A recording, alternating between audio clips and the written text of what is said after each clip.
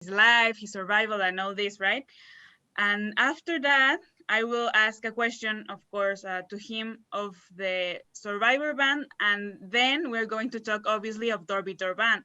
So I will ask you two guys some questions, right? Like, oh, what's the purpose of this band, and what's your motivation of being in this band? So, yeah, that will be the thing. And Saul, after that, he wants to play something at the drums. So, okay. Great.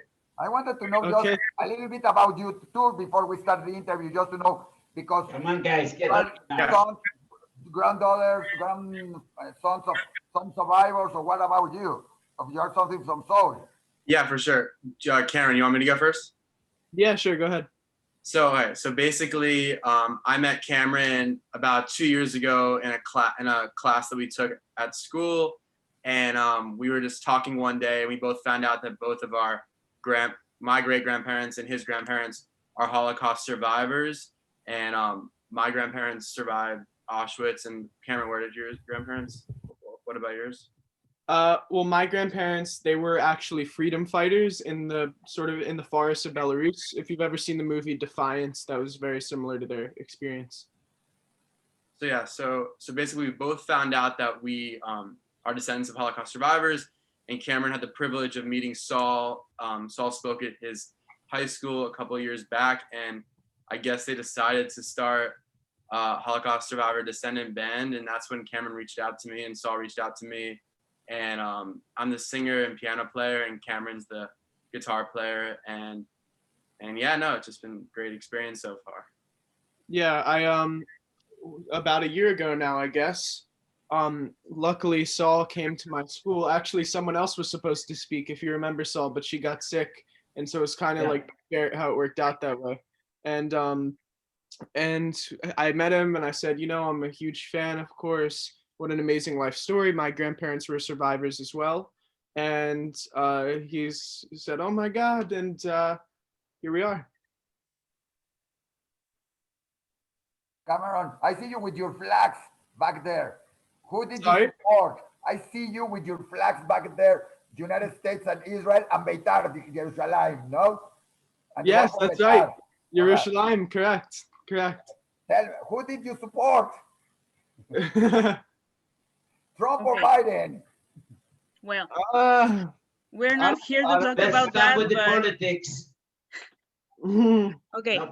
I think I will start letting people in because they are in the waiting room. Actually, we will have a guest that he's a Holocaust survivor too. I invited him. He's the one that I interviewed like 2 weeks ago. His name is Johnny Jablon. He's 94. He lives in Canada. He's going to be with us. He's not going to talk, but he's going to be with us. Okay, so I will admit the people, but yeah, I just wanted to say this, that, okay, at first I will ask Saul, then the band. And yeah, I think the video, well, I don't know if we can put it maybe. At the end, doesn't matter. At the end.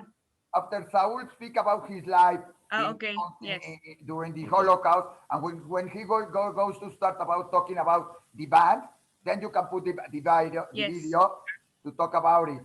Because I think it's also interesting to know how they got to do the band and how it's for Cameron and for Ben to play with somebody that is 95 years old. It has to be, they want to play hard, they want to play, and to be with somebody of 95, it has to be very interesting, no? Thank you, guys. Yes.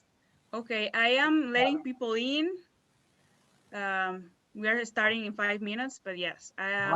Pregunta técnica nada más. ¿Estás grabando en la nube? ¿No prefieres grabar en tu computadora o lo grabas en la nube? Así está bien, sí lo he podido hacer así. Está bien, Jorge, nosotros por experiencia lo hemos puesto a grabar normalmente en computadora, pero para no movértelo. Ok. Entonces, me vas a pasar tú la grabación a mí. Yes, sí, yes. Okay, hello to everyone that is joining us. I think Johnny is here. Are you here, Johnny? I think you're Lenovo. I don't see none, but I see my two boys. I see the interviewer and myself. Yes, I know. Okay, yeah. Let me see. I don't see nothing else. I see some pictures behind you. Yes, hello to everyone that is joining us. We will start in 4 minutes, but yeah, if you can turn on your camera will be nice. So Saul and the guys can see you. So, My okay. camera? Yes. No, your camera is on, Saul. Well, No I'm problem, ready. you are okay. I'm ready. Okay. Let me see. Okay. Hello. Okay, we are here now, like, okay, 70 people. We have from Spain, Marcos is from Spain, from Poland, Magdalena's from Poland, other ones are from Mexico, well, most of them. I don't know if anybody's from other country. Well, of course, Saul and Cameron and Ben are from USA, you know, but okay. Johnny, are you here? Sure, don't you see me? No, turn on your camera. Hey, Yeah, where do I turn the camera? I what can't happened? ask you for, okay, I think I Okay. asked you for turning on your camera. It's all right now. No, How's my no good. video? Okay. Can you see me now? Yeah. Yes. Miguel, I see a gentleman. I don't see Yeah. you. I see somebody, older man, looks like me. Yes, he's Johnny. He's another Holocaust survivor, and I had the honor of interview him in the like 3 weeks ago. So it's nice to have 2 survivors here, right? It's an honor to have Saul and Johnny here. Yeah. Hi, Saul. Hi, how are you? Where are you from? From Krakow. You must be here. I'm from Krakow too. Yeah, you from Krakow too? Yes, I was born in Krakow. I went to school in Krakow. I went to school in Krakow too. Yeah, how where did you live in Krakow? I live in Celna 8 in Podgórz, across the street of the Wisła. I live on Zamenhofa. Where? Zamenhofa, that's near Rynek Główny. Yeah, I know where it is. I know the street. Yeah, were you in Płaszów in I was in Płaszów, then I was from Płaszów. I was in Płaszów too. I went to Schindler, but I wasn't on the list. They sent me when they liquidated Płaszów and everything. They brought me to I worked for Schindler too for a while. Yeah, you did. Were you not in the same camp when Schindler, or you just work in the factory? Tell me, were you in Auschwitz? Yeah. Yeah? Where? Auschwitz. No, I did. And you got off Auschwitz, so you on the list. I went from Płaszów to Auschwitz, yeah. Oh, no, I went from Płaszów to Auschwitz, but we were staying on the station, and they shipped us right away out, and we came to Mauthausen. Yeah, I was in Mauthausen too. So you must, where did you go? Where were you? Melk, Steiger, Linz? I was Linz. I was in Linz. Binnermeer. I was in Linz and working in the Hauptwerkstätte. Yeah, I was in Linz after in the P camp. But where did you work when they sent you away from Mauthausen? Did you work in Linz? I went to Gunskirchen. Oh, so I went to Melk, Gusen. Oh, you went to Melk. Now I understand. I went directly to Linz, and I was liberated in Linz. I'm sure I know you. I bet you for listen, I know you. Except I look a little bit different, eh? Listen, I look a lot different. Where were you born? Where were you born? In Krakow. In Krakow. Where were you born? Also in Krakow. But I got you know, hold it. You know Eddie Mosberg? Yeah, sure I know him. Eddie Mosberg, I was with Eddie Mosberg in camp, and after the camp, I speak to I know him, yeah. Sesha, his wife, was very friendly with my wife. Leśniak is my neighbor. Who? Leśniak, Romek Leśniak. Oh, you know Romek too? Yeah. Oh, is it something? Okay. Okay, let's continue. Okay, let's hear your music. Well, it's amazing that it's amazing that we have this meeting. Hello to everyone. I'm about to stream live in Facebook this meeting in the page of the Voice of the Silence and Diario Judío, that we have the director of Diario Judío here in Mexico. So someone is going to send the link in the chat. So if you want to go to share this this meeting so people can watch it, right? So Okay, we are live in Facebook, so hello officially to everyone in all the countries that we are, right? I was saying that we have people from Mexico, from Poland, from Spain, from USA.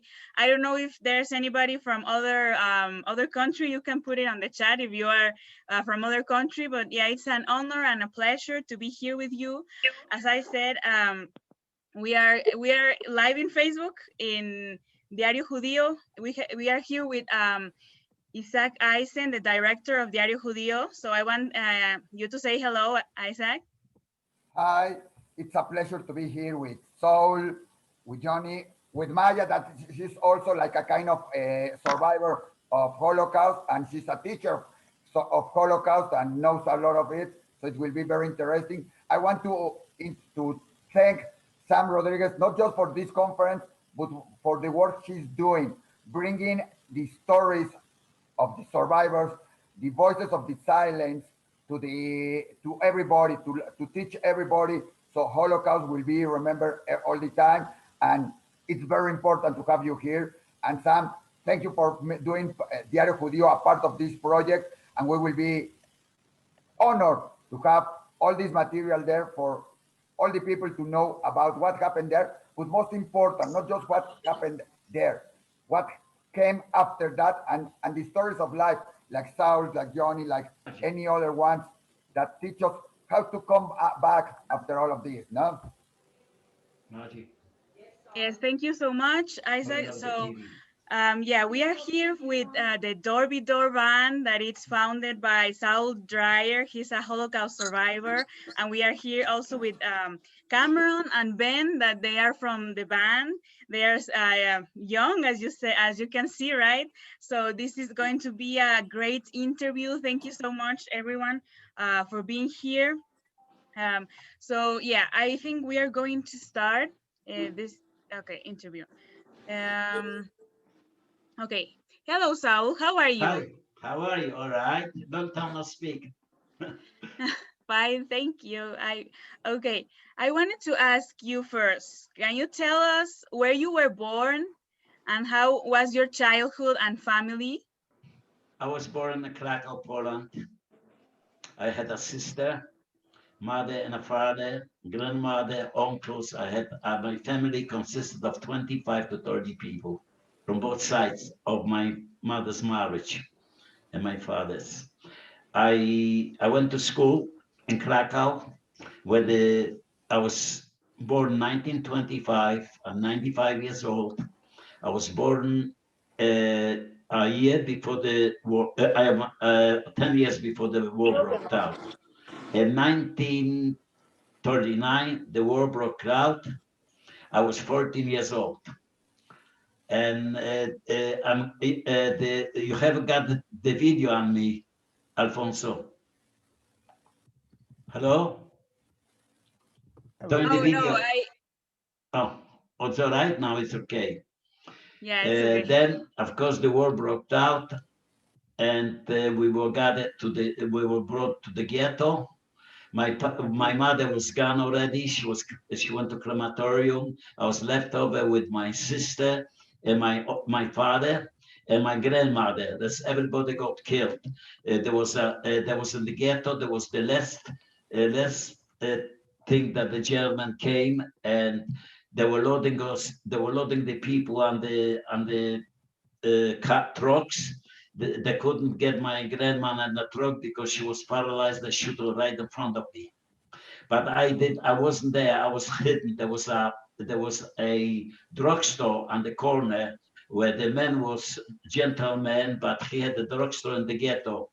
And he liked me very much because I used to deliver for him the prescription to the Jewish people in ghetto. So he hid me there. I saw the whole action. And in front of my eyes, I saw my grandmother was killed. Then after this, I was shipped to Płaszów, to one of the biggest concentration camps. They had a commander that he was one of the biggest butchers. He was killing more people than he was killing ants. Over there, I was a year. I was building the barracks. I was building the concentration camp, and all of a sudden, yes. I wanted, well, what? The second question, it's that I obviously, can you tell us a summary, right, of your survival? Because I know there were like years of this suffering, but please, can you tell us a summary of your survival and how did music help you survive, right? Because well, I'm gonna give you that. So when I was shipped to Plaszow, and then I was shipped also Zelba over there. Every night we used to gather in the barracks, and we used to sing, and everybody was singing. We had a cantor. You know what a cantor is?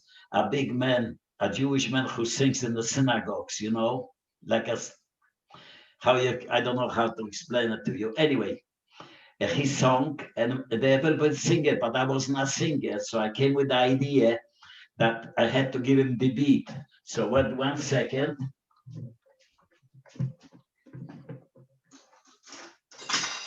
I know him. So what happened? Wow.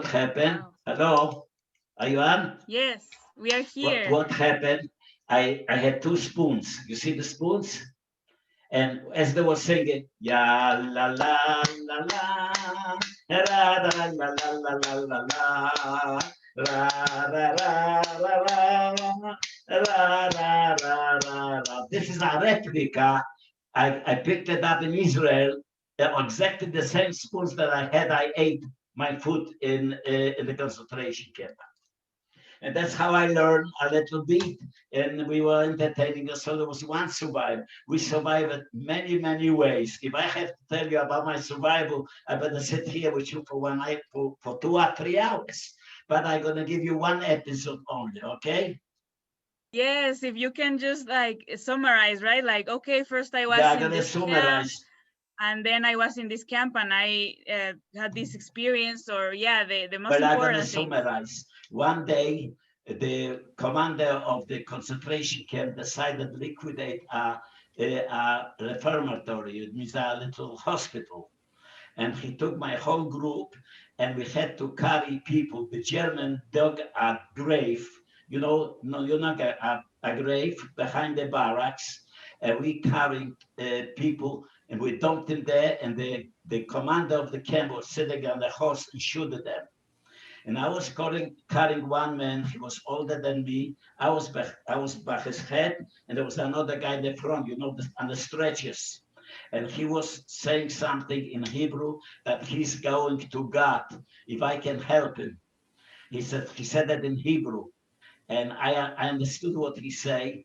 And when we came to the grave, I make believe, because if I would do something, instead shoot him, the guy would shoot me, the guy, the commander.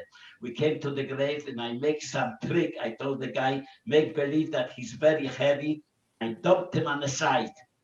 And the commander didn't see it. So I don't know till today if he got shot or not. In this grave, they were shooting, they must have shot over 50-some people and buried them. Some was buried alive. Some will dig themselves out and save themselves. So I tell you the truth, that after this happened, they took us away to carry more people to another grave. So I don't know what happened since then. This is one survival. I survived also in the same concentration camp. We were building barracks, and I was not carpet, and I was a laborer, and we had to carry upstairs, carry the lumber. And I was the last one because I was the shorter one, and you had to carry 2 pieces. And unfortunately, there were no more lumber. I carried 1 piece, and the commander caught me. He says, how come you're carrying 1 piece? You're supposed to. I said, there's no more there. He took me out. They took me 2 SS men, 2 Germans, and put me on a horse, a wooden horse like the carpet they use, and gave me 15 over my behind with a whip. They whipped me 15 times, and after this I couldn't sit on my back for 2 months. This was another episode. Well, I got more of those, but it's enough. Continue. I remember this. What do you You're say, familiar, another gentleman, another Holocaust survivor, he understands me what I meant, what happened. Then of course, when I came to Mauthausen, they had a quarry, how you call it, a stone quarry with 184 steps up. And they brought us down to carry the stone up on the steps. I was carrying for 3 days. The third days I gave up already. I couldn't. So what I did, I took my clothes to throw that to the sewer, and I was completely without clothing. So the German couldn't send me down to the quarry. So they left me in the concentration camp. Eventually, the uniforms came, the dress us, and they split us, they sent us all over. They sent us to 5 different camps. I landed in Linz, Austria, and I was working in a factory when we were building anti-aircraft guns. And I was a welder, because I was being a welder also in Schindler's, because I didn't work in Schindler's factory, but I was in Schindler's concentration camp, because there were 3 different companies. Schindler, and then I was working in a company we were repairing radiators for the aeroplanes. There was another factory, and the third one was a mill where they were cutting lumber, lumber mill. And that's we were living together, men and women, in the same, not in the same barracks. Men were separate, men were separate. Every morning, everybody went to work.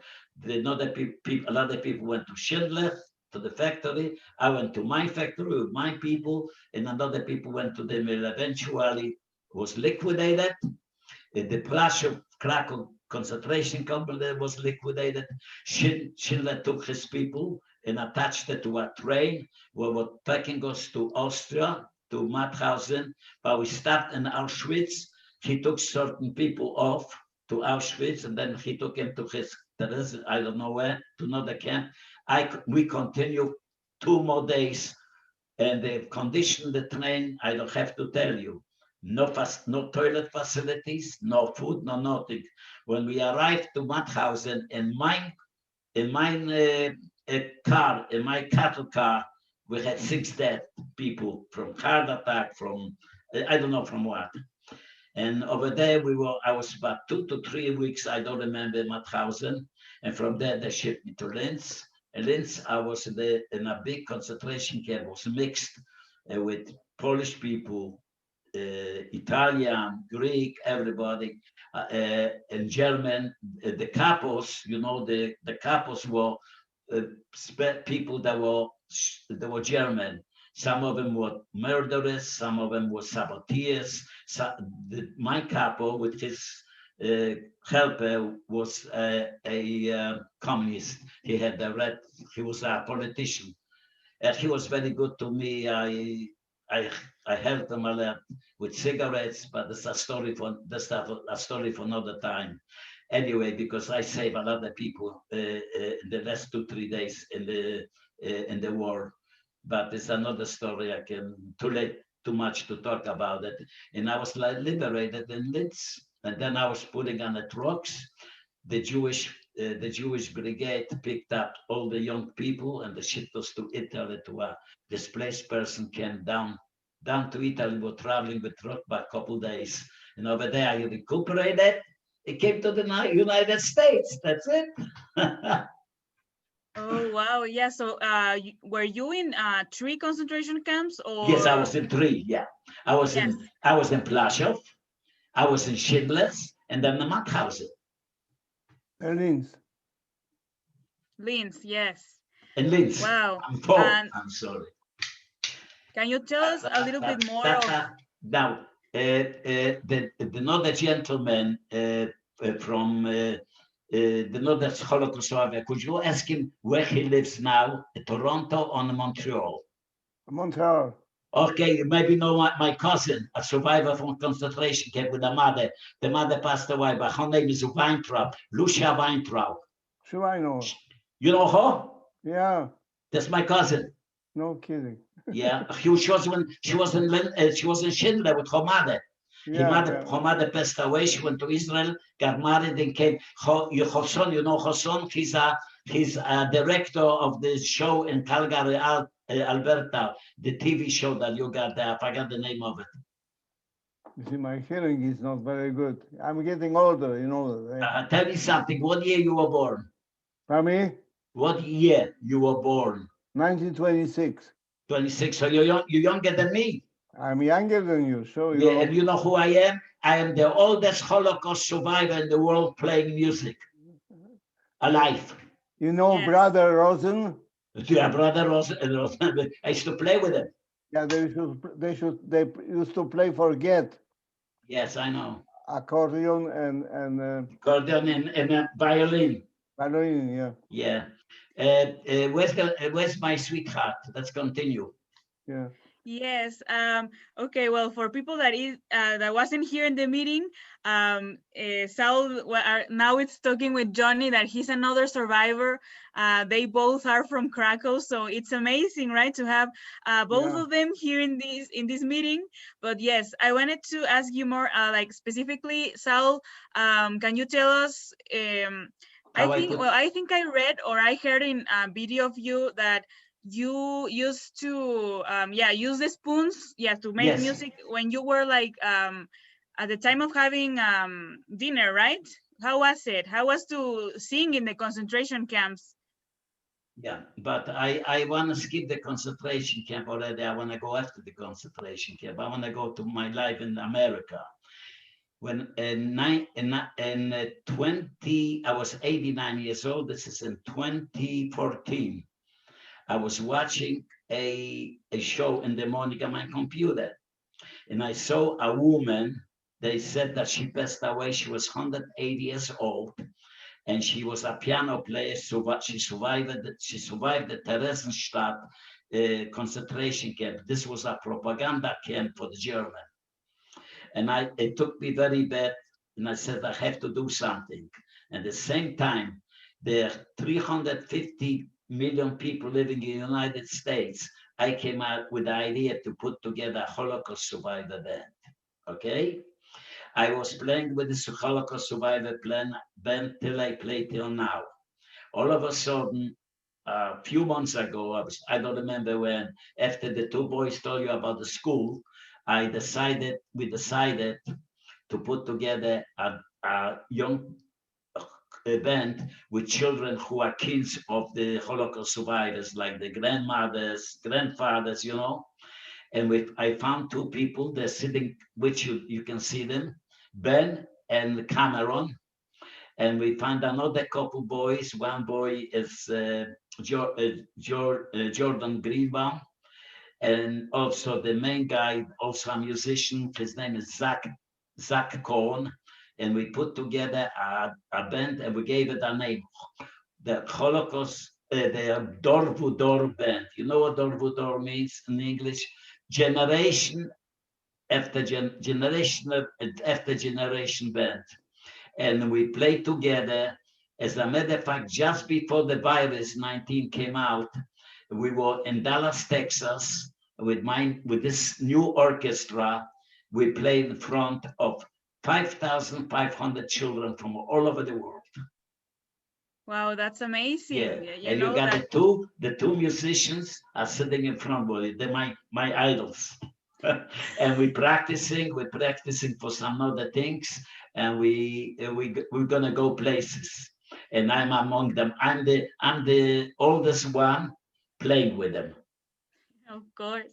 And yeah, I think it's amazing, right? What you have done with music after all that you suffered in all that 3 concentration camps, all this, suffering, starving, and you found like this hope in music.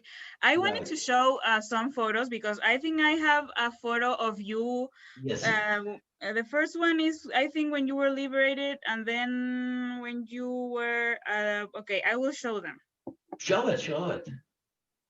Oh, this. You see this picture? This picture is 2 days after the liberation. I was bumped before then. You see my hands? American soldier took me to the hospital. They were operating me. He was with me for 2 days. Whenever I came out, I'm still in the uniform. You see the concentration camp uniform. You see my hands are bandaged. and he left because they had to leave. You know, he was in the Red Cross. And after this, in 1952 in New York, I went to a dance. I was in the mother then, and I met him there. It was a big to do. I married. I married him. I met him in a dancing hall. The soldier who took care of me. This guy saved my life because he took me to the hospital. I was completely. I got a shrapnel in my head. I've got 2 shrapnels in my back. I got one hand and I lost a finger with one hand. Yes, I think this photo is like, wow, right? So interesting because yes, it's like you are just after being liberated, right? Yes, so, this is 2 days. This photo was taken 2 days or 3 days before my liberation. This one is this picture. I used to play soccer, but not. This is not a professional team. This is a team that we put together in the concentration camp. And at that time, I didn't play because I'm just dressed, but the team played. I didn't feel good. I watched them. I was playing in Italy some soccer, and also I was playing in Italy the drums, the displaced person camp, where I learned how to play the drums with a pianist who was a liberated, also a Holocaust survivor. Because we were young people, you can see on the picture, the all young people. At the night we had nothing to do, so they brought us to this concert, to our DP camp. They brought a set of drums and they brought a piano, and we play music. They were dancing. I volunteered. Nobody wanted to play the drums. I volunteered. That's how I learned. And then came to America. For 60 years, I didn't play the drums until I put together the Holocaust Survivor band. Oh, this one is on the boat, on the ship going to America from Italy. Oh, yes. You're in the boat, this right? was done in 1949. This is already, I was a liberated man going to America. This is on the Marina Jump is the name of the ship.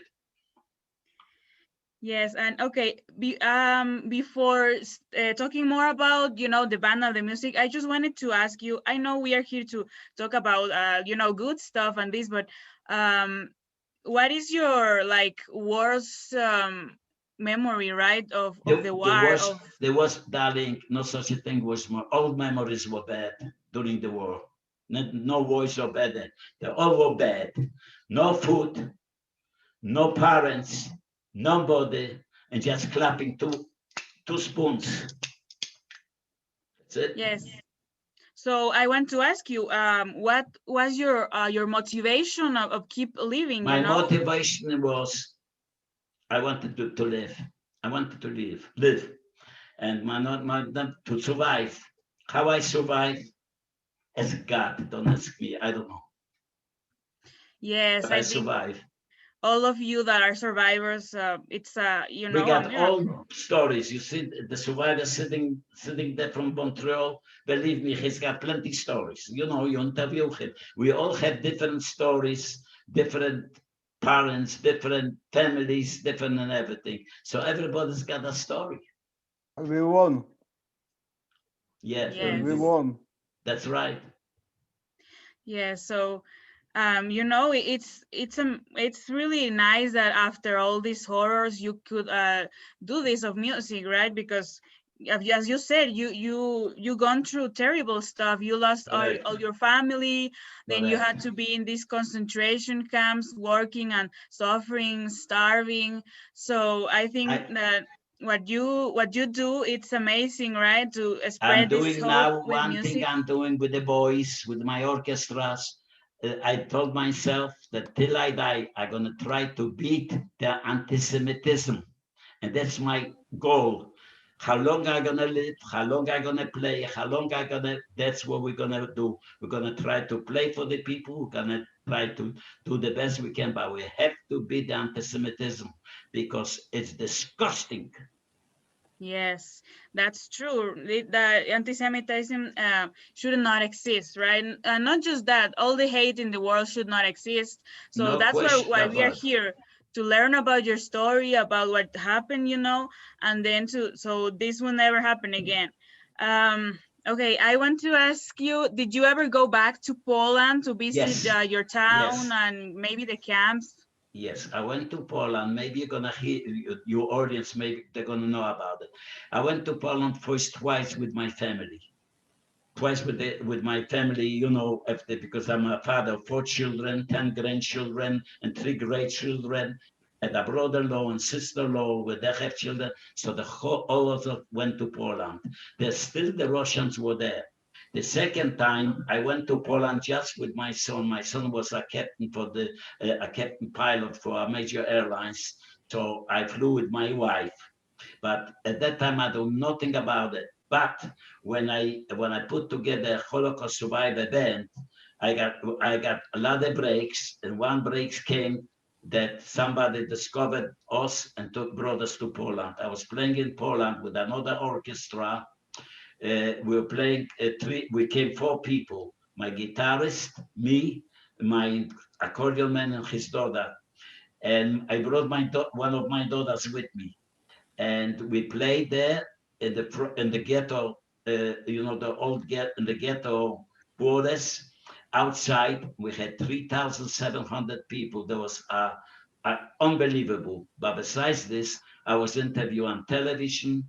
I was in the newspapers. And also we play and we sang with a famous Polish singer at that time. It was about 3 years ago. He was very famous and became very friendly. I communicated with him, and after this, I went to Poland 3 times. I also filmed in Poland with two Israeli singers, the #1 in Israel, with Dodo Fischer and Get Elbas, and I was the drummer, and we were filming with children. We had 120 children for Polish schools with us. You can see it. It is on the YouTube. We got it someplace.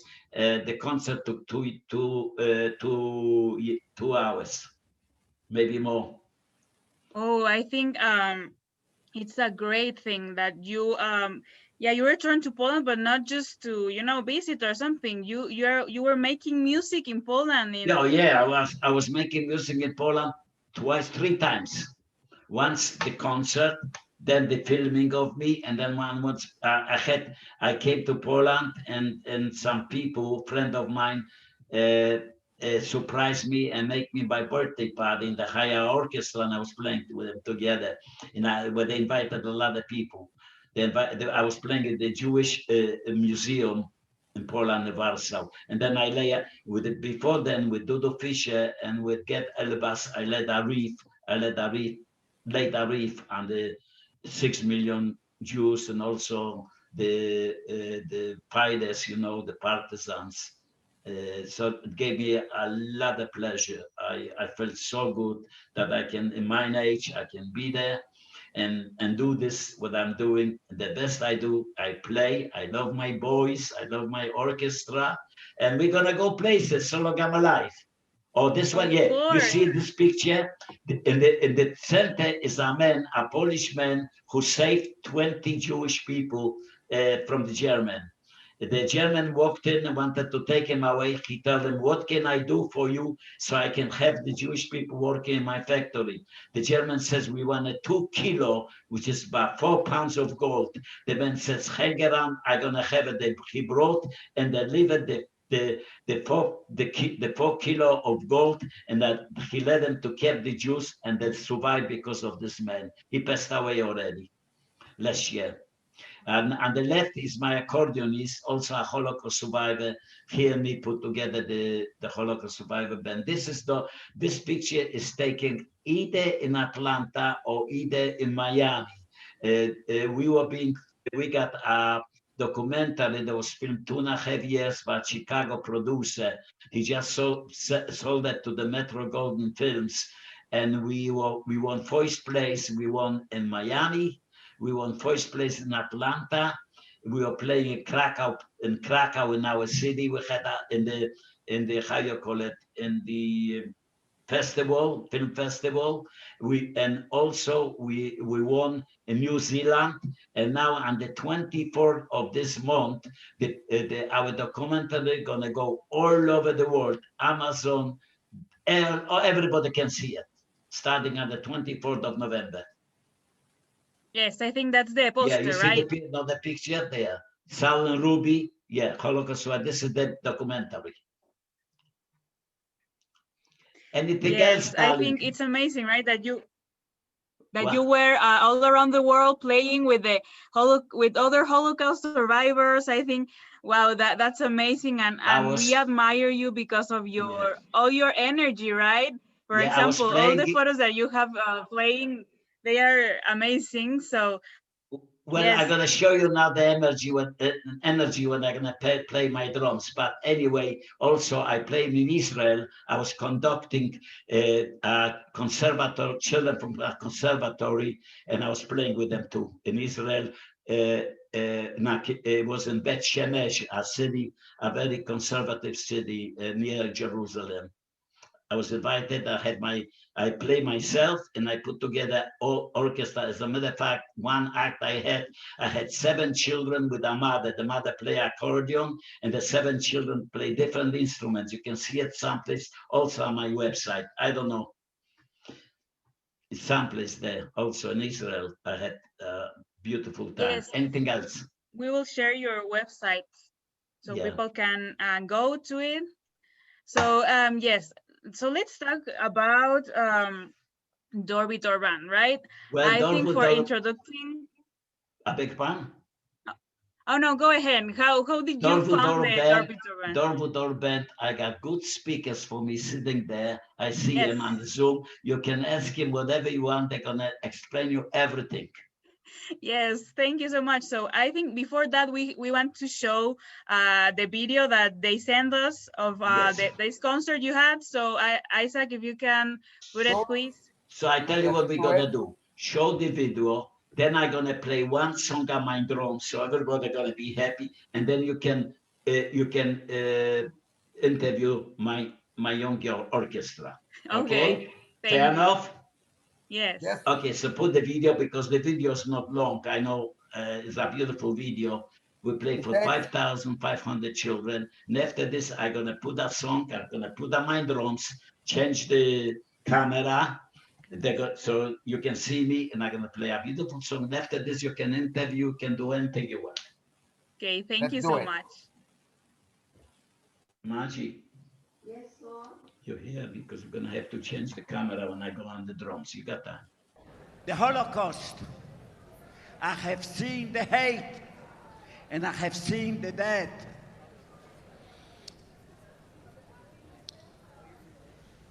I am here to walk. I'm here to walk you in. All of you. Come on. Who's ready for some Wake Me Up by Avicii?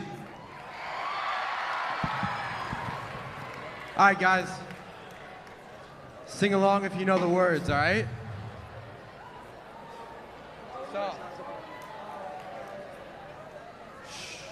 All right, sing along if you know the words.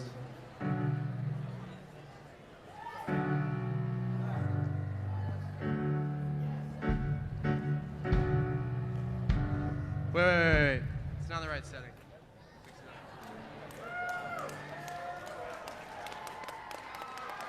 All right, here we go. Here we go.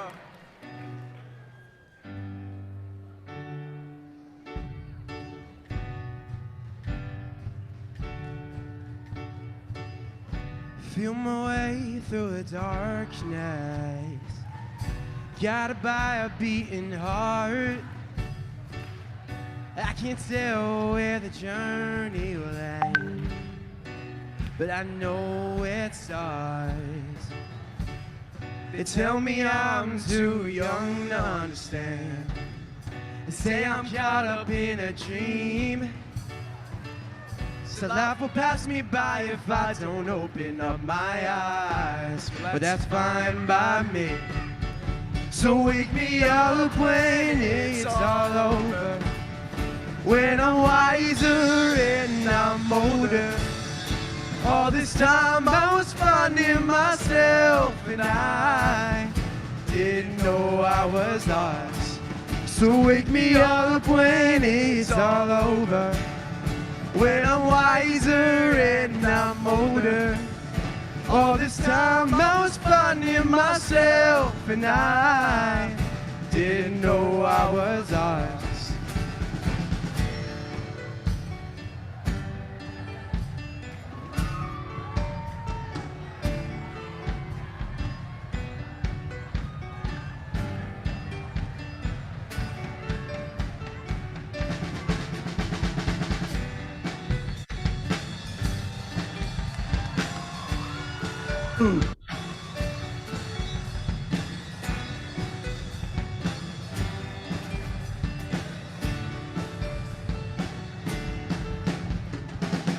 I try to carry the weight of the world, but I only have two hands. I hope I get the chance to travel the world, but I don't have any plans. I wish that I could stay forever this young, not afraid to close my eyes. Come on, Dallas. But life's a game made for everyone, and love is a problem. One more time. So wake me up when it's all over, when I'm wiser and I'm older. All this time I was finding myself, and I didn't know I was ours. So wake me up when it's all over, when I'm wiser and I'm older. All this time I was finding myself, and I didn't know I was lost. I didn't know I was lost. I didn't know I was lost. I didn't know I was lost.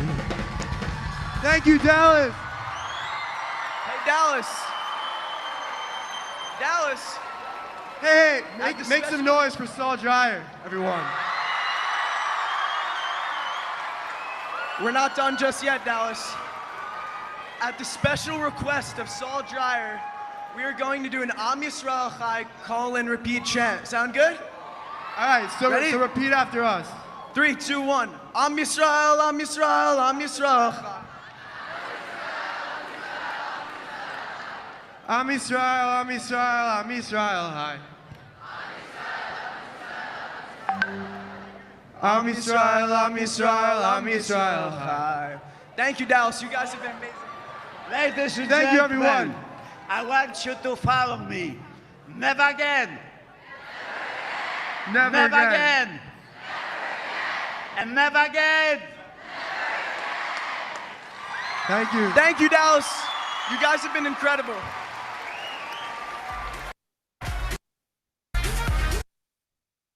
Okay, thank you so much for that video. I think it's amazing. You guys are so talented. All right, now this week I'm gonna set it up. Give me a chance, and I'm gonna play. Okay. You want me to play? Yes, of Okay, course. I have to take the computer. Okay, you tell me if you see me. Okay. What happened? Maybe if you put like down your screen, because we see like the wall, you know, the wall. Oh, you see the wall. How about now? But I don't see that. I have got no picture. Oh my God, I have got no picture. Okay, well, meanwhile, Saul gets ready that. I want to congratulate you guys, Dorby Dorban, because you have this beautiful band with this beautiful purpose that I will ask you, you know, what's the purpose, but we are here with Ben Miller and Cameron Newman. I'm going to ask them some questions after Saul plays for us the drums. See me good? Are you see me good now? Yes, well, we don't see the drums, but but we see you. Wait a second, she's gonna set up the computer. Okay. No, you see me good now on the picture? Hello? Okay, now we see you. If you can put it lower, it will be good, but yeah, we see you. Lower. Lower. Oh, so push it back. Push it back. The whole thing. Yeah. How about now? Go further back. Pull How about now? The camera a little bit down. How about now? A little bit more down. Put it a little bit down. The screen, yeah, lower a little bit. How about now? Yes, it's good. Okay, It's good now. How about now? Yes. Good? Perfect. Okay, hold that 1 second. Hold it. Well, yeah, I wanted to say that that video was amazing. I think that you're a great band. I know you are starting, right? Like a band like some months ago or a year ago, but I think it's so amazing what you're doing, and also Saul that it's there, and he always talks right at the concerts and all this. So yes, I think Saul is. Are you ready? I don't know. I don't know why, but we don't hear. Oh yeah.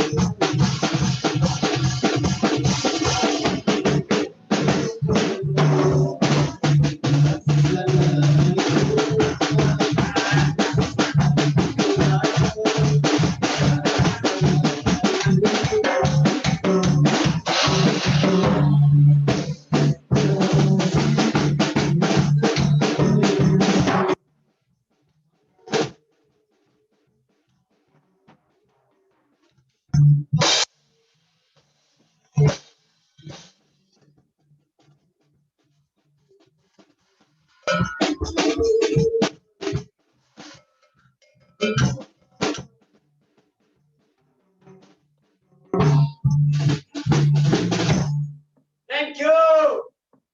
Thank you, Saul. That was amazing. Oh, can you stay there to take a picture with you with your drums? Did you see it? Yes, it was amazing. It's so admirable that at your age you can play like that, you know? 95 years old. Yes, wow. Ask the boys if they saw me.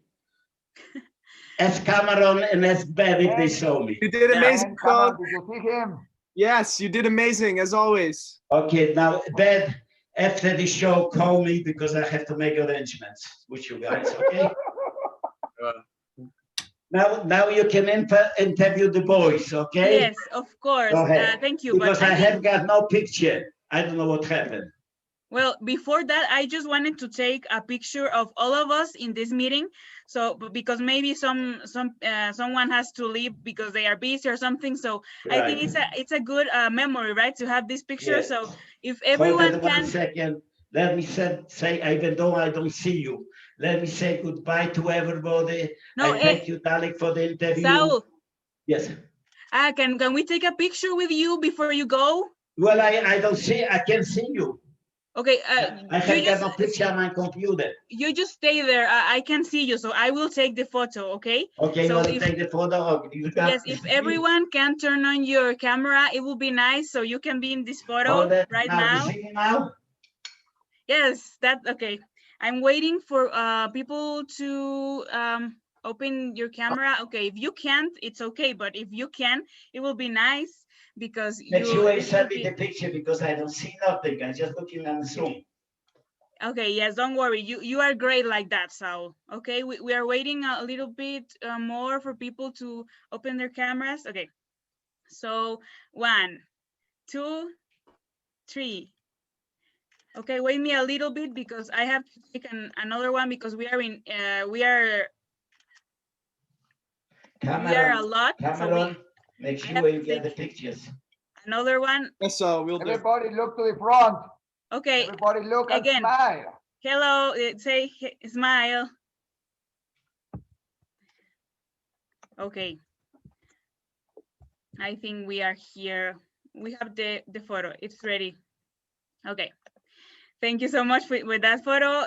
So yeah, I will keep interviewing Ben and Cameron.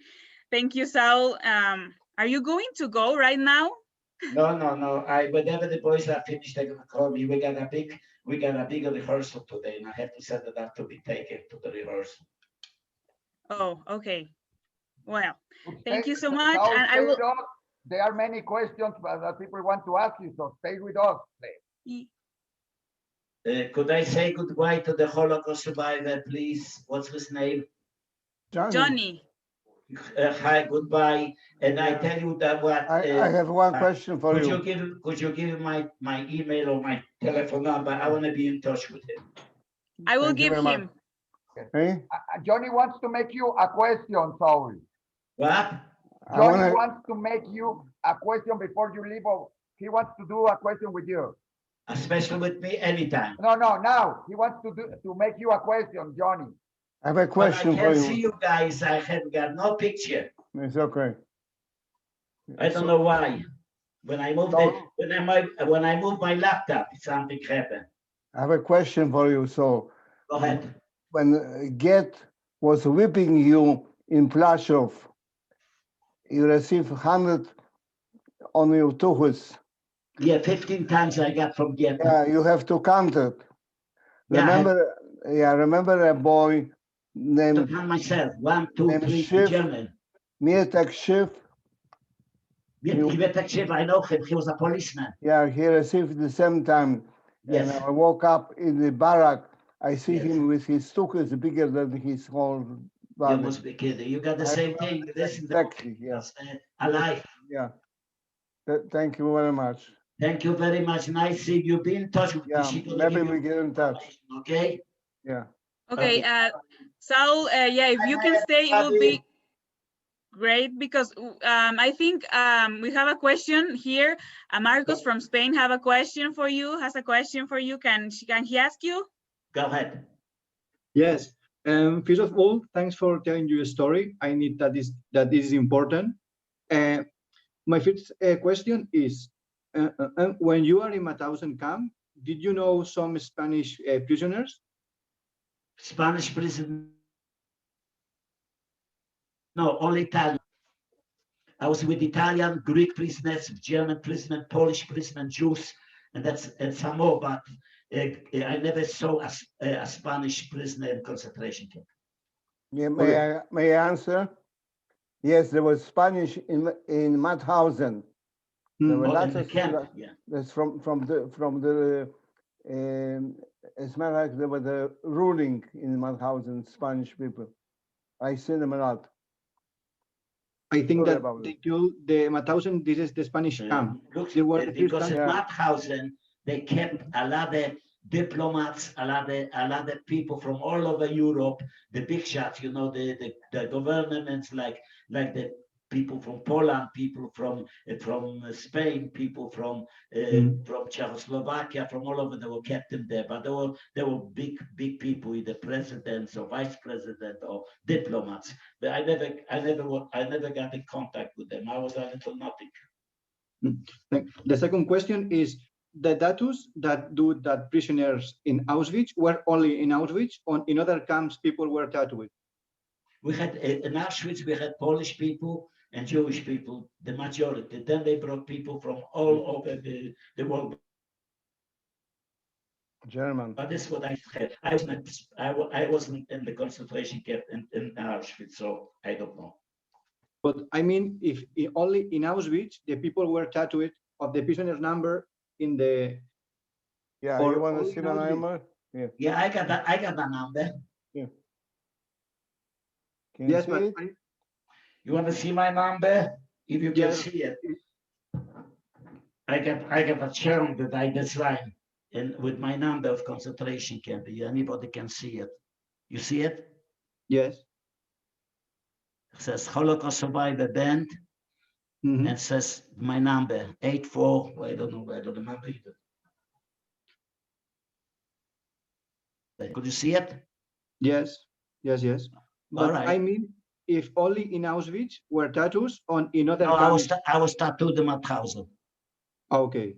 If I read in internet that only the tattoos were in Auschwitz. Yeah, in Auschwitz, the tattooed. The majority people were tattooed in Auschwitz. Okay. And the three questions to finish is, what do you say to people that is telling in Facebook or in WhatsApp or Instagram that Holocaust never happened, that it is a Hollywood story? Those people are stupid and ignorant. I hate them. Me too. This is what I tell you, it happened. If somebody says that didn't happen, they're sick, they're ignorant, and they're disgusting. Saul, yes. Can I make you a question, Saul? Yes, go ahead. What is important for you to be playing in a band with young kids? You know, for young kids, they are important. I want young people in the world to know about the Holocaust. Sorry? I want all the people in the world to know about the Holocaust. I can do only that with the young people, because I have got old people to play with. With the young people, they display it, they show their faces, they know what they're talking about, they learn about it. I want the whole world should learn about the Holocaust, because the Holocaust was the worst thing that ever happened in the world, to kill 6 million Jews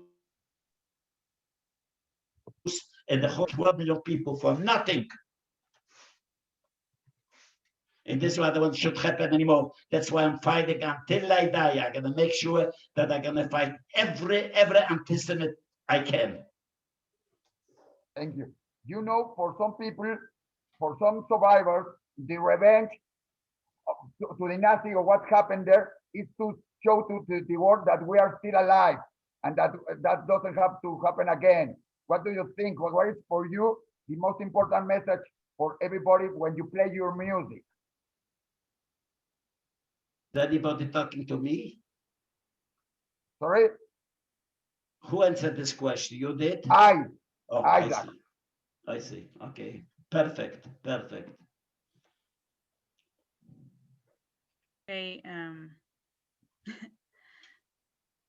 Thank you for.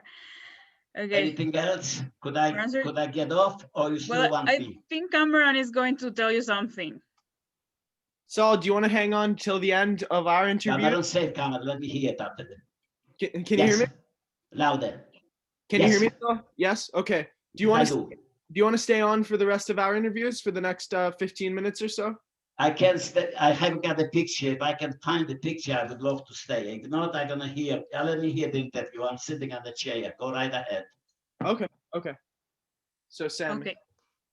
Yes, thank you so much. Now I'm asking Ben and Cameron about the band. So first of all, I want to ask Cameron, how was the band Door Be Door founded? Well, thank you so much for having us. It really means a lot, especially since, you know, I see so many young people on the call, fellow young people. So it's a really important mission. And again, I thank you for doing this. Dorvidor was founded somewhat by chance. It's kind of a funny story.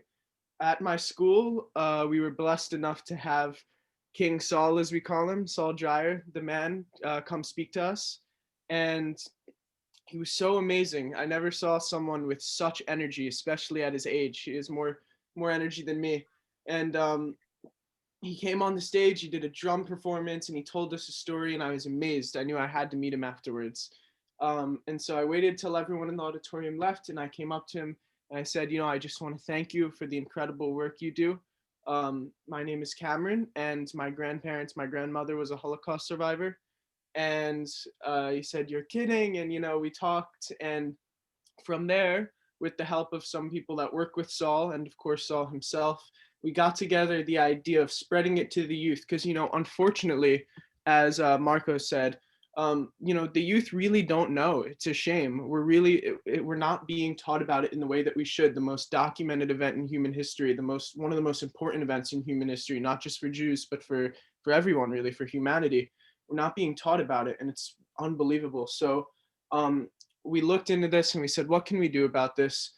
And that's where we brought in Ben. I knew Ben from a class a year prior, and I knew he was an amazing musician, an amazing guy.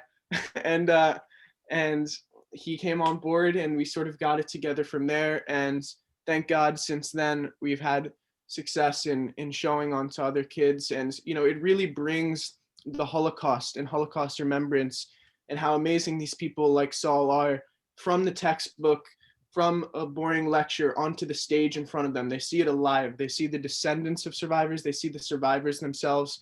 And it's to give them something that they remember, something that they enjoy, and that they see the living presence of survivors and descendants thereof alive and in front of them.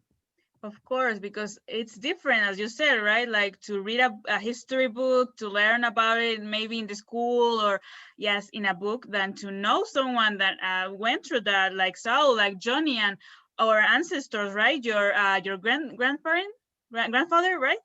Yeah, my grandmother. She was a they actually wrote a book. I have it with me here. It's called From Victims to Victors. It says the incredible saga of armed resistance fighters that thwarted the Nazis' goal in the Second World War. The story of a small group of brave Jews during the Holocaust. They were from the forests of Poland. If any of you saw the movie Defiance, that was their story.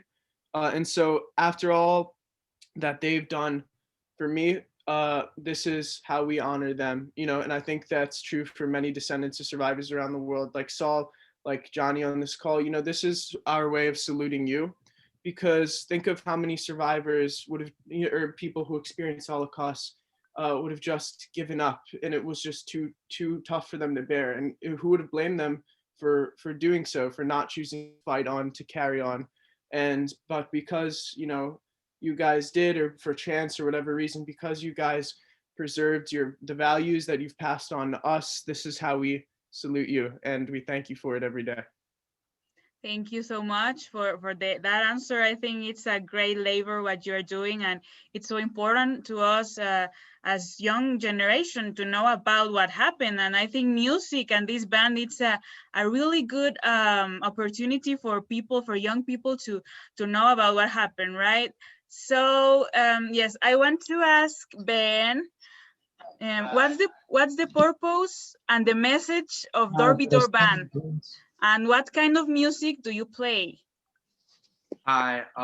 So the purpose of Dorvidor Band is, like Cameron was saying, we want to spread the message of never forget, and we want to encourage people to join our mission of stopping hatred around the world. And the type of music we play, we honestly play a lot of everything. We play Hebrew songs and American pop songs as well, all the way from Hava Nagila to Green Day. And like you saw in our video, we sang an Avicii song called Wake Me Up, which is a really nice message of like getting over all the bad things that happen in your life. And yeah, so we honestly play tons of different genres of music. Okay, thank you so much. And how old are you? So I just turned 18 and I'm a senior in high school, and Cameron is a junior in high school and he's 16. Wow.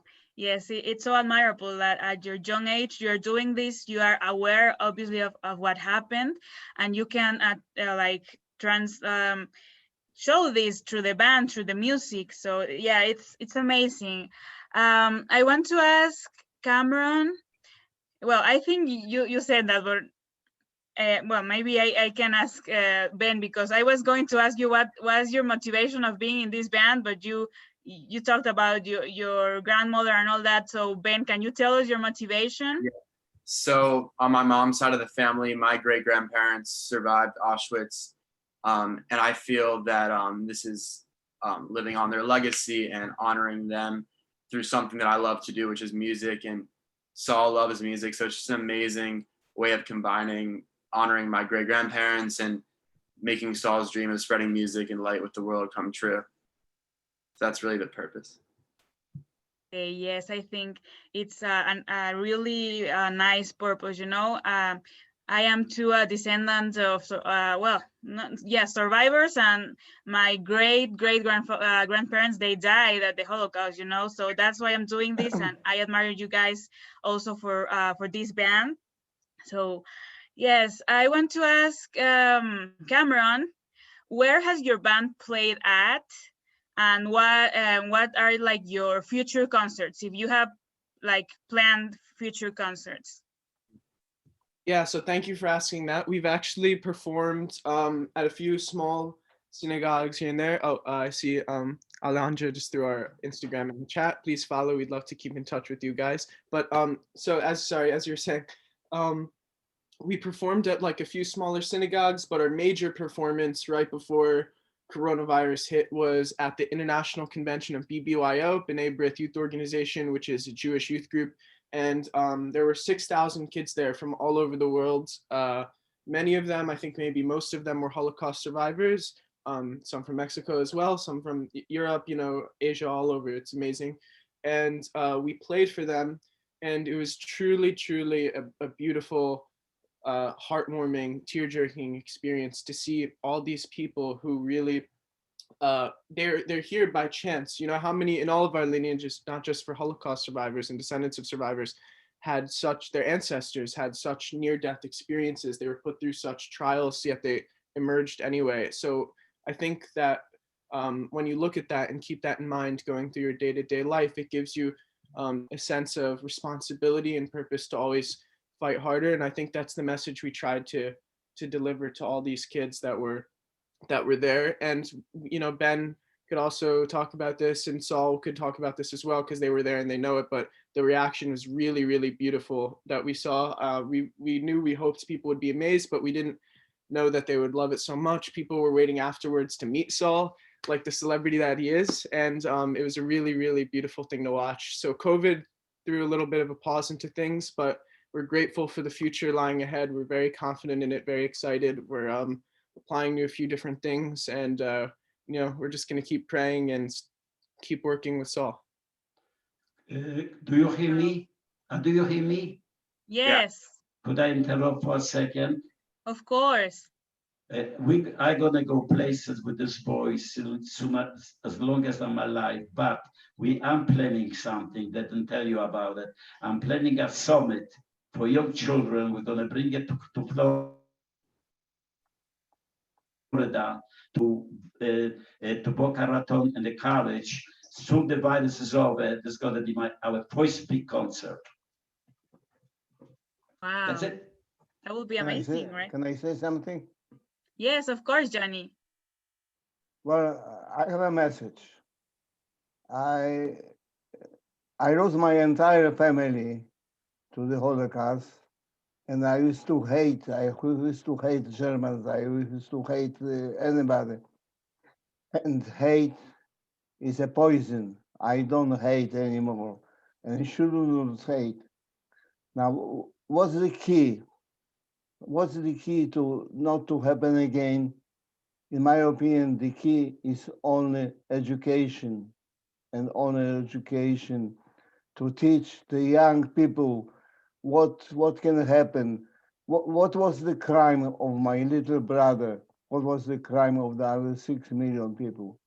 The crime was prejudice. The crime that my little brother was born Jewish, and my whole family was born Jewish. This was the crime, and should not never happen again.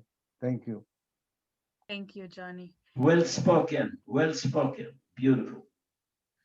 Yes, it's something to think about, right? Because education is, the key for this, so this never happens again. And not just this, all the bad stuff that is happening in the world, all the hate, all the violence, it can, like, the only way it can go better, it's like education, right? So that's why we are here. And also, I think Dorbitor Band has this education like focus, and it's amazing, right?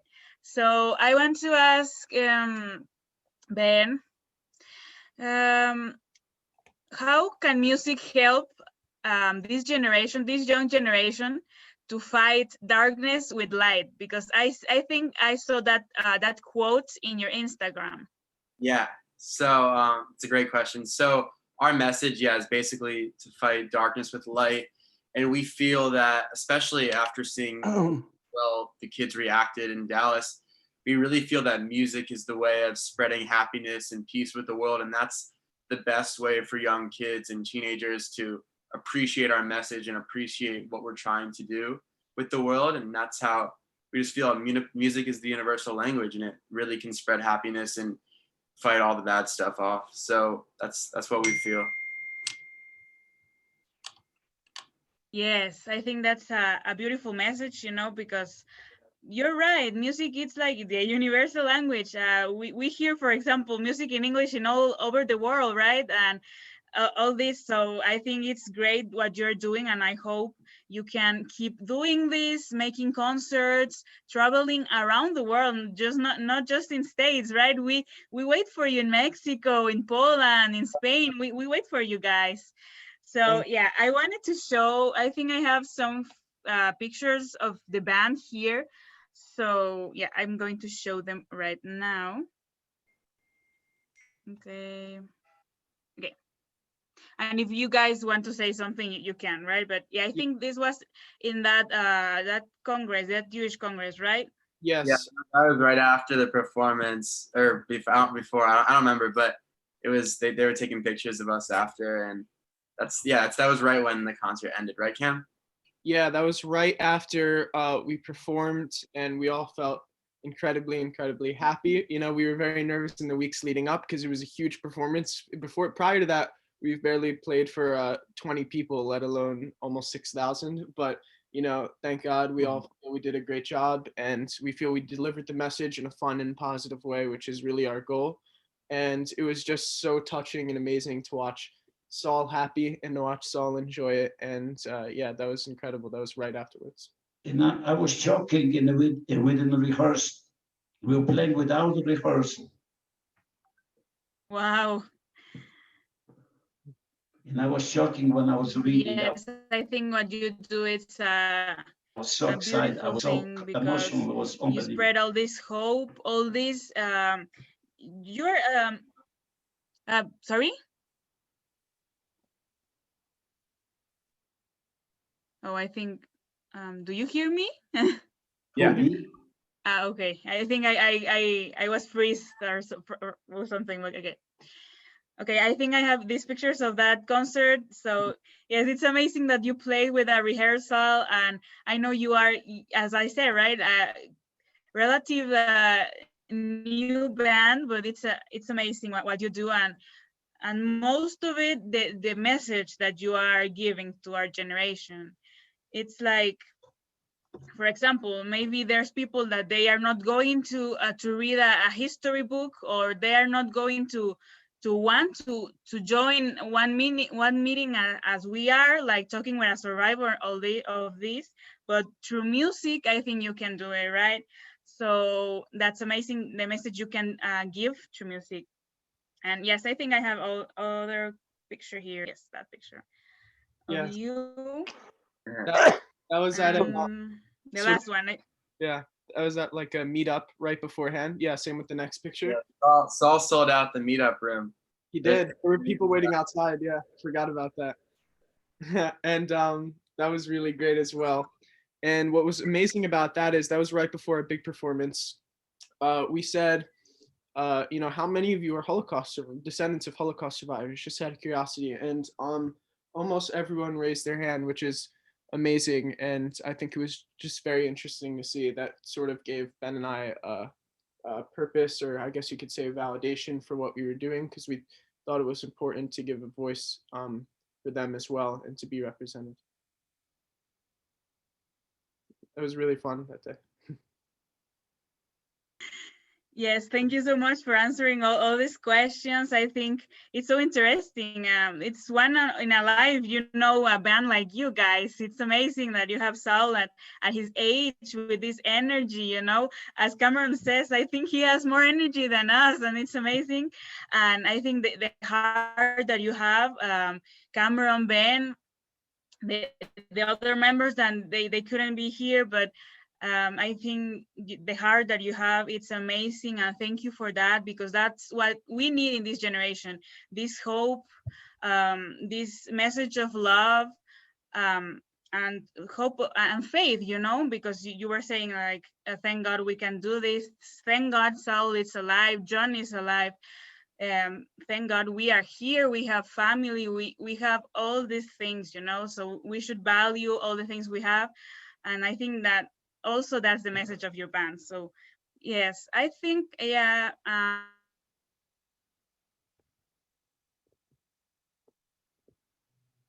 think Samantha just sorry, a little bit. I don't know what happened. I had to. In the meanwhile, Ben and Cameron, I have a question for both of you.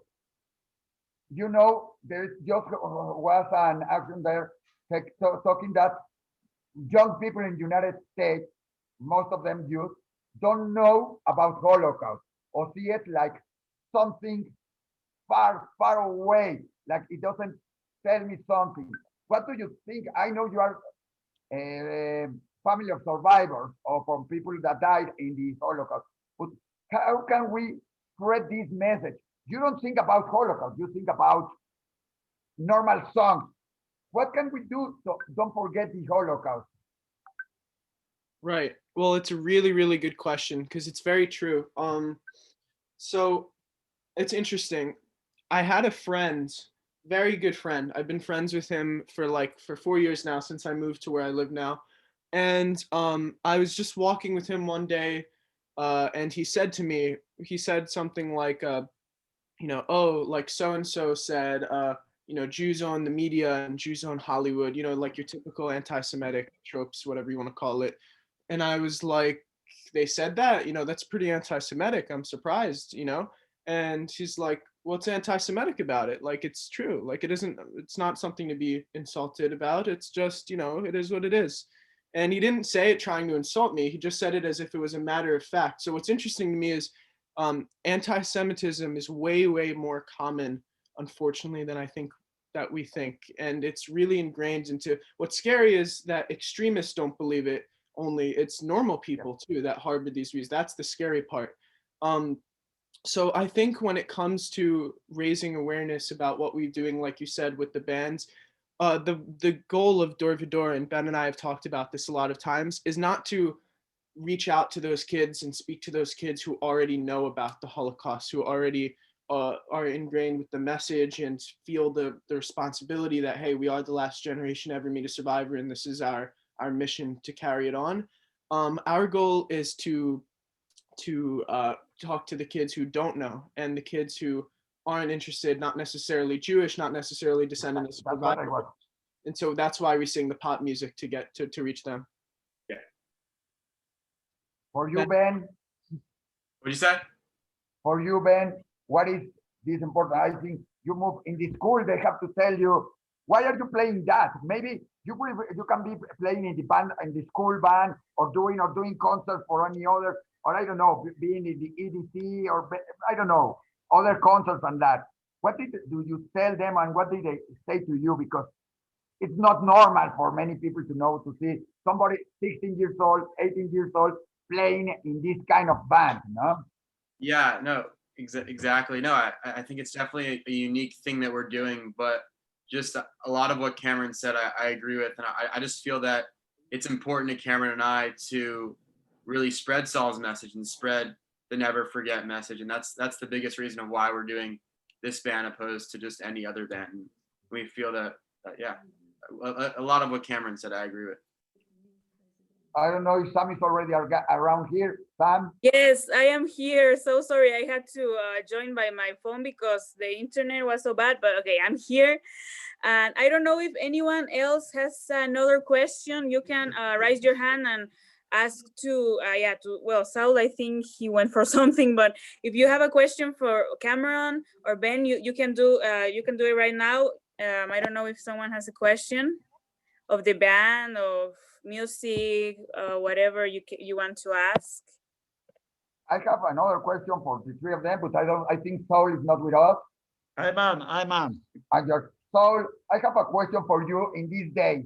You know, many people were saying, we have to be closed in our houses for 3 months, 4 months. Also, older people, they were suffering from this. It's hard to be just alone in their house for most of the time. Some of them just did a comparison about being in the Holocaust and being alone or being have to be hiding for months or years by themselves there. What is your message for the people now with the COVID, now that they have to be in the houses? I say for people around 80s, 90s, and for young people that doesn't feel like this is hard, and they have computers, they have internet, they have cell phones.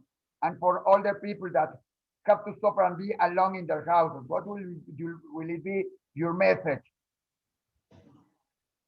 I tell you the truth. The minute the coronavirus is going to be over, I'm playing something that all the Holocaust that survived, they're not dying yet, they're still alive, going to be together at one bunch. I'm working on something, but I can't do it now because there's no way to get in touch with nobody. Everybody sits home and trying to do the best to survive the Corona-19. After this, I got big plans, so long I'm going to be alive. Got the answer? Perfect. And somebody else wants to add something about it, about what to do, Cameron, Brian, about this. Let them possible.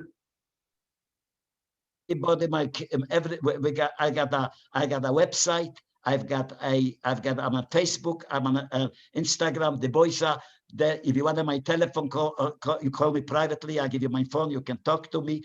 I speak to my cousin in Montreal at least once a month, twice a month because she's blind. She doesn't see so good, so I can go and see her. But we can always be in touch. I have a lot of Krakow friends. We got a society, a Krakow society in Flushing, Long Island. I belong already, one of the founders. I belong already to the 4 years. Just to people to know, Saul is 95 years old. Yes, I am. Thank you. And you're an inspiration for everybody. Thank you so much. We have a comment here in the chat of Clau. No, excuse me, I have to interrupt because I want him to hear. I'm a double survivor. 30 years ago, I survived stomach cancer. I'm still alive. Okay, now you can talk. Wow. I'm finished. Yes, you're a miracle, right? Yep. Yeah, double survivor. God saved you for all of that, and yes, we are so happy to have you here. So we have a comment here in the chat of Clau. I don't know if you want to say it or do you want me to read it. If you want to say it, turn on your microphone and tell Saul and the guys. Okay, you can read it, please. Okay. Well, I said everything I wanted. Oh no, yeah, I said goodbye to it. That someone is going to tell you this. I'm going to read the comment of someone. Yeah. Lau says, it is great that you are using your band to allow people to know what occurred. You probably are spreading the message about what happened in that place. And also the grace of forgiveness that all the ones who had suffered the Holocaust had to experience. They are alive for a reason, and that God's God's grace is on them. Their lives have a purpose. Let's help them to spread the message out. Yes, thank you so much, Clau. That's why please go follow the band in Instagram. Cameron, can you put it again in the chat, please? Yes. We can follow the band and we can, for example, share, when they put a video or something so people can know about this band and can learn about this message. Thank you so much. Okay, and also follow Cameron, you take care of it because... Yes, of course. Okay, we have a question of Andrea. I don't know if you want to ask it, Andrea, or do you want me to read it? If you want to ask it, you can turn on your microphone.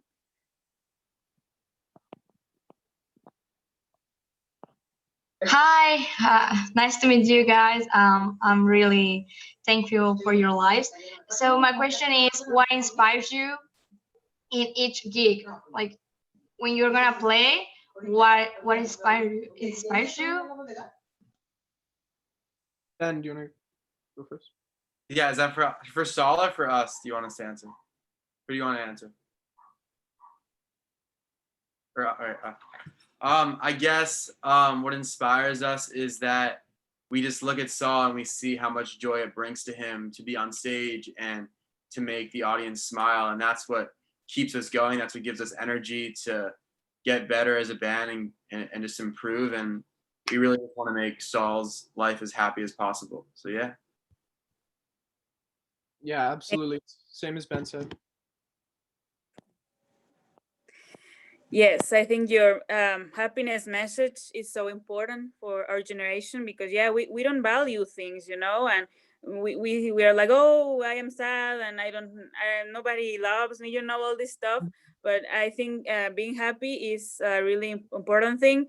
And as well, I think some of you were in that other interview. I interviewed a survivor called Eva Perlman, and she was telling us, every day that you wake up, you decide to be happy. So yes, I think that that's so important. Okay, I think we have another question here in the chat. Well, first we have this comment of Marcos saying, never forget. Let's learn from the past for those who could not survive. Exactly. Okay, then we have this question of Ron B. Do you want to ask it, Ron?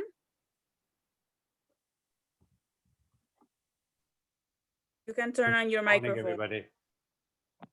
My question is, and I'm the son and grandson of Holocaust survivors, but I was always curious as to what you think, and I think there's 3 survivors present here today, Holocaust survivors, and I'd like to hear the opinion of all 3 of them, if possible, as to what they think was actually the difference between those that survived and those that did not.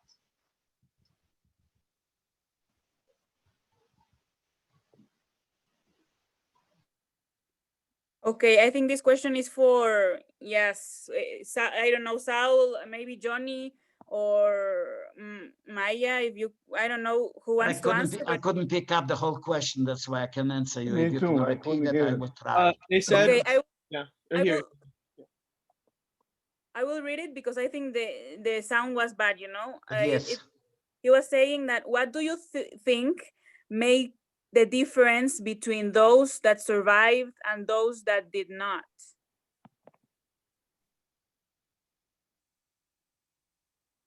You're breaking up. I can't hear nothing.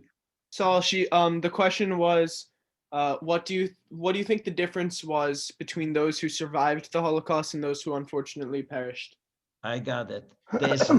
There's no answer to that, because every Holocaust survivor, every individual, survived on their own and with their own heart. We were gathering together.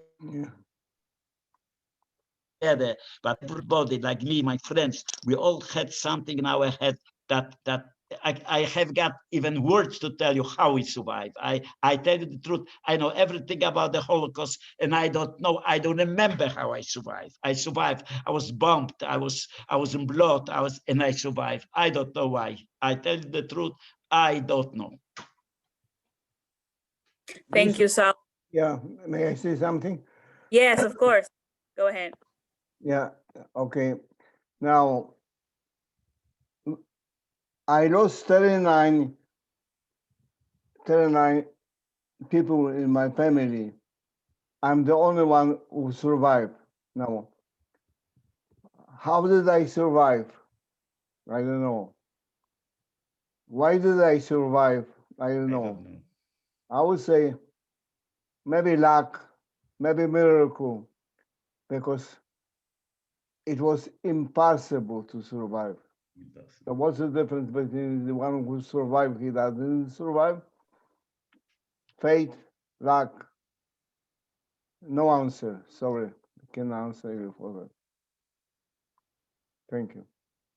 There's an interesting quote from an Israeli journalist. Johnny, your answer reminded me of it. They say, you know, what's interesting about the Holocaust, the question, although terrible, isn't necessarily how could so many have died? It's how did any survive? And I think for that, like Saul said, we're, you know, grateful to God and many other factors that came in, you know, from the people who were there and talked about it. So thank you guys.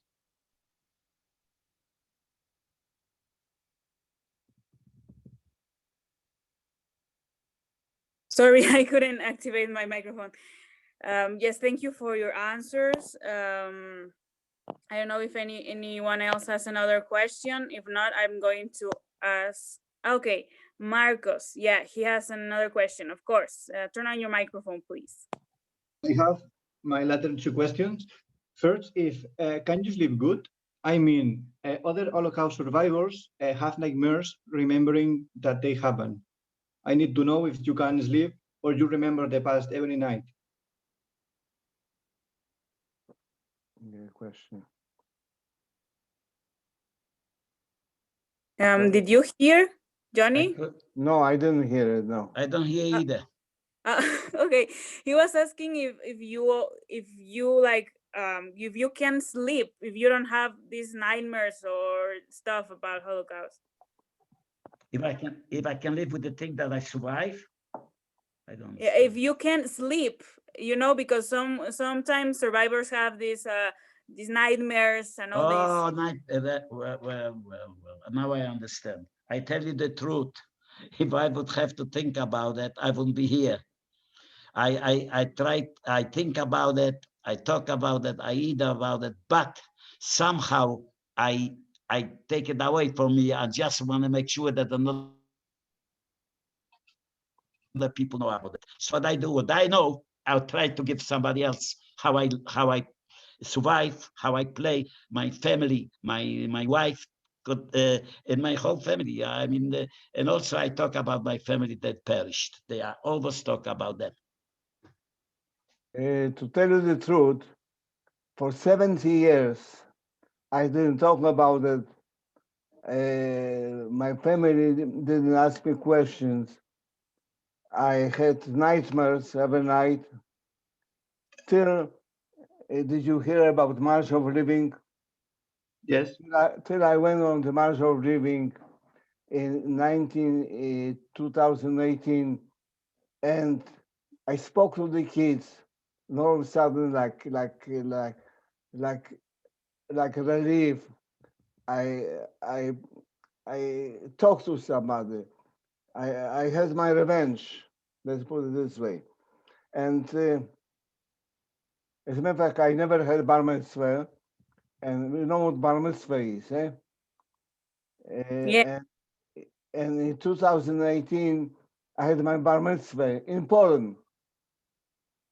And then I wrote a book, and everything came out. And I sleep now normally, and I don't have nightmares. And all of a sudden, I start talking to my family about it, and now you cannot stop me. And for 70 years, I didn't want to talk about it. I didn't want to think about it. So this is your answer.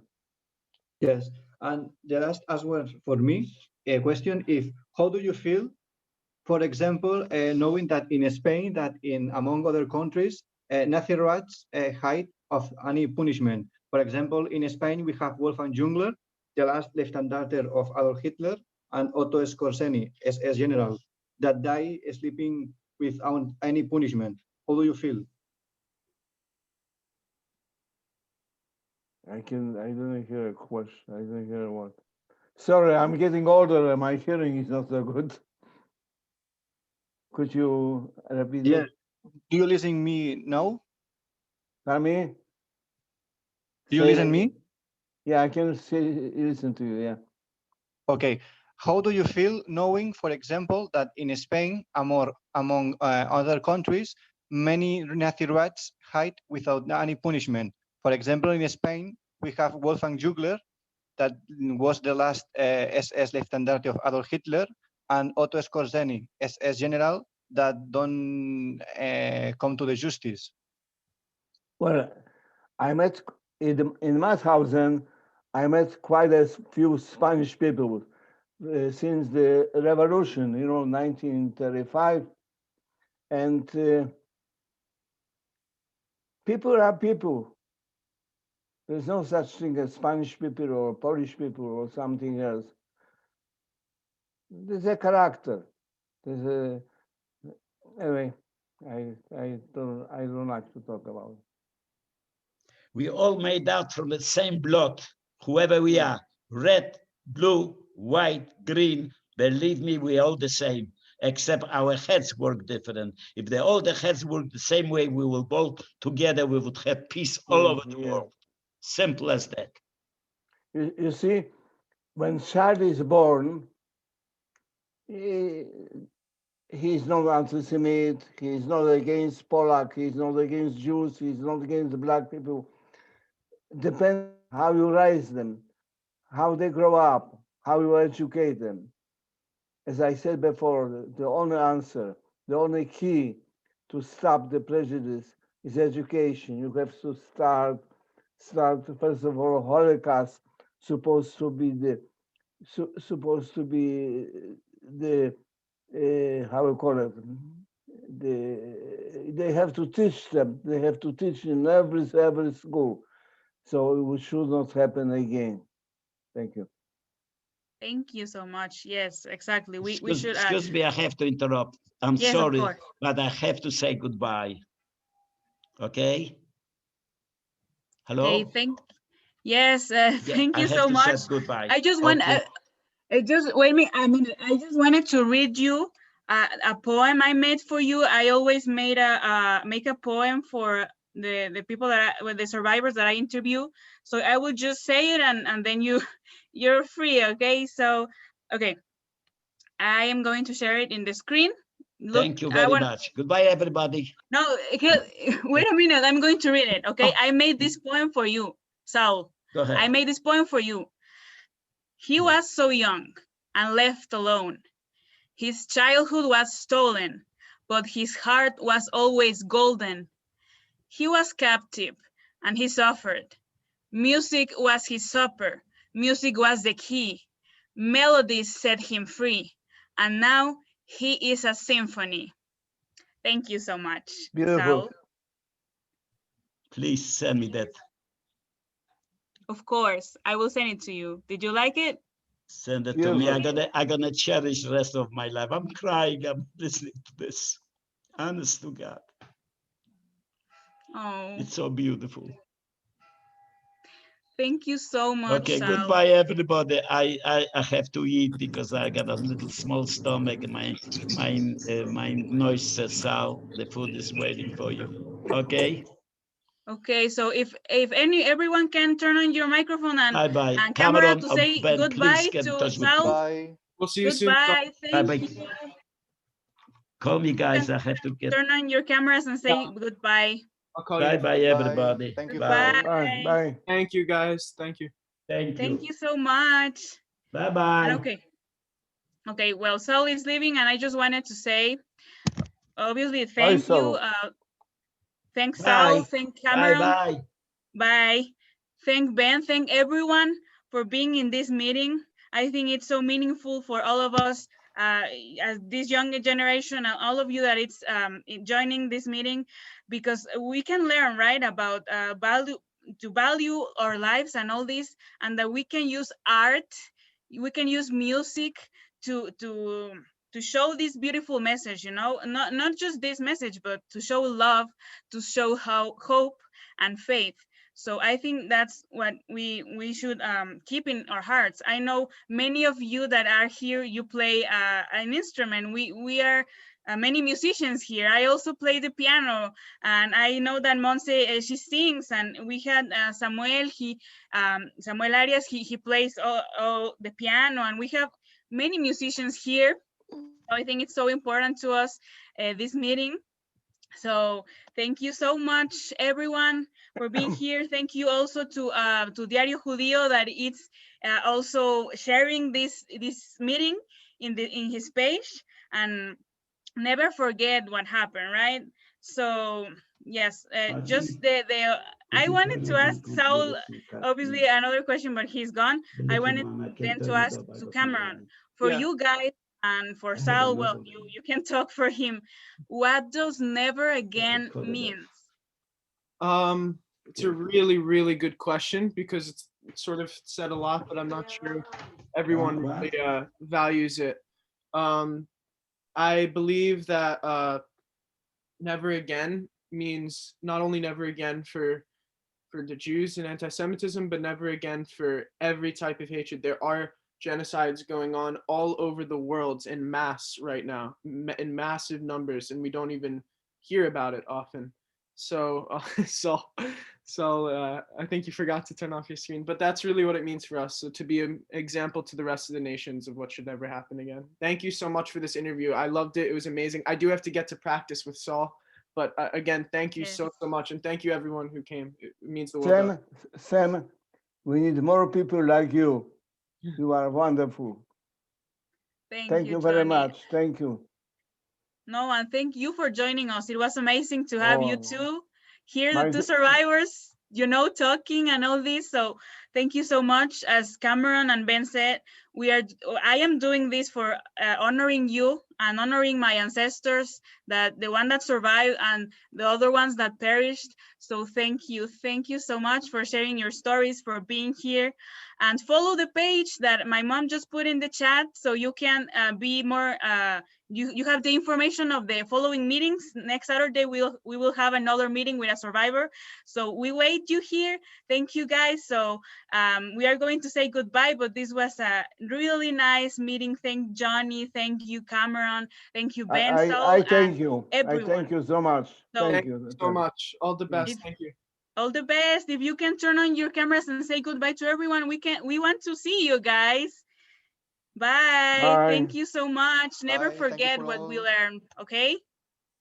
Bye. Bye.